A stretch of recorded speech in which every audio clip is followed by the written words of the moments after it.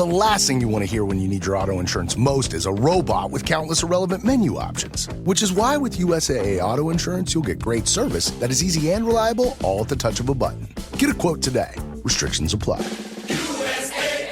Hi, I'm Sam Payne, host of the Appleseed Podcast. This season, imagine this: a crackling fire, a mug of cocoa, and family gathered around a great story. All you need is the fire and the cocoa. We'll take care of the stories. Join us in every episode of the Appleseed Podcast for folk tales, fairy tales, family stories, tall tales, and more, shared by some of the country's most beloved storytellers, and just right for gathering around. Make it a Christmas season to remember with the Appleseed Podcast. Find the Appleseed wherever you get your podcasts.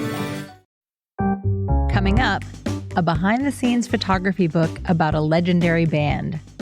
A reporter takes the trip of a lifetime. Plus, our distraction of the week. I'm Mel. I'm Dave. This is the Library of Lost Time. I just added a book to my Christmas list this week. What's that? It's a new photography book called Duran Duran, Careless Memories by Denis O'Regan.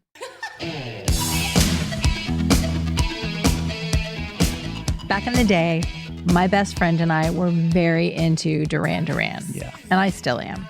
Almost every day after school, Renee and I would watch the concert video Arena and the documentary Sing Blue Silver. I read of it recently about MTV, and the point the author was making was how much of an impact MTV had on everyone culturally at the time and how hard it is now to explain that to others. Right. Yeah, that was a really shared experience that we all kind of had at the same time. Right.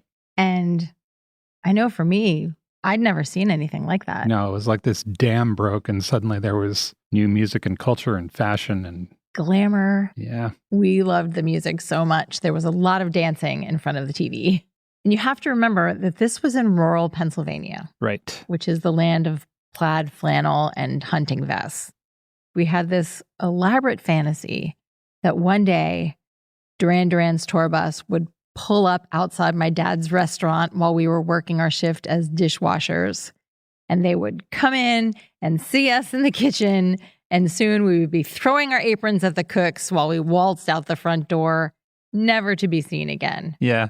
Maybe if they were lucky, our friends and family would get postcards from us from, say, Paris. Or see you in the video. Exactly. Yeah. Okay, so that whole experience. Yep. Photographer Denis O'Regan got the professional version of that. In 1984, he joined Duran Duran on their legendary world tour. And the band just really let him in. He got shots of them backstage, in their limos, performing in the hotels. Their personalities are on full display. Right. This book features hundreds of photographs. A lot of them have not been seen before. And there's commentary from the band sprinkled in and among the images. It was published by this really cool art publisher called ACC Art Books. So I imagine that the book is itself a very beautiful object. If you want a backstage pass for one of the most iconic bands of the last 40 years, who, by the way, is about to be inducted into the Rock and Roll Hall of Fame. Right. You also might want to put this book on your wish list. It's Duran Duran, Careless Memories by Denis O'Regan. My book is The Slow Road to Tehran, a revelatory bike ride through Europe and the Middle East by Rebecca Lowe. Rebecca Lowe is a veteran freelance British journalist. She is a specialist in human rights in the Middle East. In 2015, she was particularly curious about the Syrian civil war, which is still going on, and the refugee crisis it created. Mm-hmm. She wanted to go down and meet people and explore the region, but she wasn't sure how she was going to do that. It's hard to get there. Not a lot of people are handing out passes. And then it occurred to her. She figured it out. She's going to bike there. Yeah. Obvious. On her own. From London to Tehran. Wow. About 7,000 miles or 11,000 kilometers across 20 countries. That is an epic journey. For a year. Alone. Yeah. At the time, she was a commuter cyclist. Mm-hmm. She didn't have a touring bike. It had been years since she'd rode up a hill. She'd never even been on a cycle with panniers before. Mm-hmm. This book is the telling of that story. She writes, quote, "My aim was threefold. Cultivate a pair of Leviathan legs that would be the envy of all I met. Survive. and shed light on a region long misunderstood and misrepresented in the West. I'm happy to report she did all three things. In the book, she writes about the experience of biking there and the hundreds of people she meets, and at the same time, she writes up a history of the areas she's going through. Reviewers found her funny, insightful, and informative. If you want to go along on the adventure, it's The Slow Ride to Tehran, a revelatory bike ride through Europe and the Middle East by Rebecca Lowe. And now our distraction of the week. The Hugo Awards were announced a couple of weeks ago. The Hugos are an award for science fiction authors. I wanted to talk about 3 books because I think they're interesting even for people who don't read much sci-fi. The first is the book that won Best Novel. It's a Desolation called Peace by Arkady Martine. It's a story about alien contact and colonization. It's full of character and political intrigue. It's also the second in a series. Every reviewer I read recommended starting with the first book.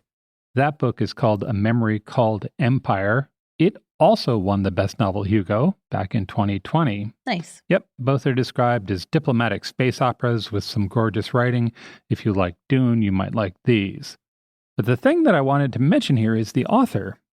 The woman who won the Best Hugo novel for 2 of the last 3 years is a 37-year-old Byzantine historian. Oh, cool. Yeah. After getting her master's at Oxford, she got a PhD from Rutgers in medieval Byzantine history.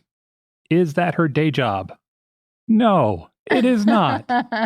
During the day, she's a policy advisor for New Mexico. She advises on climate change mitigation and energy grid modernization. Apparently, writing award-winning science fiction is just a hobby for her. After being a Byzantine historian. Yeah, I just thought that was amazing. The second book I wanted to mention is Becky Chambers' A Psalm for the Wild-Built, which won a Hugo for Best Novella. I mentioned this book before. Becky Chambers is one of the authors in the Hope Punk movement. A Psalm for the Wild-Built is about a monk and a robot. Together they take a road trip to consider the question, what do people need? And then finally, I wanted to mention the Hugo winner for Best Related Work. That's given to a book that isn't itself science fiction, but is related to the field. Last year, it went to a new translation of Beowulf. That's a great book. It's the translation by Maria Dahvana Headley. And she updated the language. So it says things like, bro, tell me we still know how to talk about kings. It's like, oh, so fun, and makes you understand why people have loved Beowulf for centuries. Yeah. Anyway, continue. Yes. So this year, the winner was a book called Never Say You Can't Survive by Charlie Jane Anders. This is a book about storytelling. It's about writing fiction, but it is particularly about writing fiction as a therapeutic act. Neat. Yeah. The book's subtitle is How to Get Through Hard Times by Making Up Stories. Chapters range from how to make your own imaginary friends to find your voice and make it loud. One reviewer called the book part memoir, part self-help, and part writing guide. It's Never Say You Can't Survive by Charlie Jane Anders. That sounds really good. Yeah. And it sounds like it would be a good pair reading with Stephen King's On Writing. Yeah. Because that's also memoir writing advice and a little bit of, I don't know, here's some tips for how to live your life. Visit strongsenseofplace.com/library for more details about all of the books we discussed in today's episode. Thanks for joining us in the Library of Lost Time. Remember to visit your local library and your independent bookstore to lose some time yourself. Stay curious. We'll talk to you soon.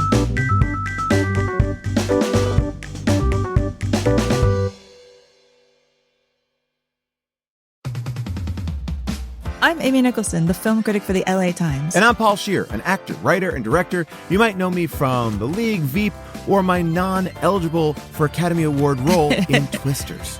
We love movies, and we come at them from different perspectives. Yeah, like Amy thinks that, Joe Pesci was miscast in Goodfellas, and I don't. He's too old. Let's not forget that Paul thinks that Dune 2 is overrated. It is. Anyway, despite this, we come together to host Unspooled, a podcast where we talk about good movies, critical hits, fan favorites, must-sees, and in case you missed them. We're talking Parasite to Home Alone. From Grease to The Dark Knight. We've done deep dives on popcorn flicks. We've talked about why Independence Day deserves a second look. And we've talked about horror movies, some that you've never even heard of, like Ganja and Hess. So if you love movies like we do, come along on our cinematic adventure. Listen to Unspooled wherever you get your podcasts. And don't forget to hit the follow button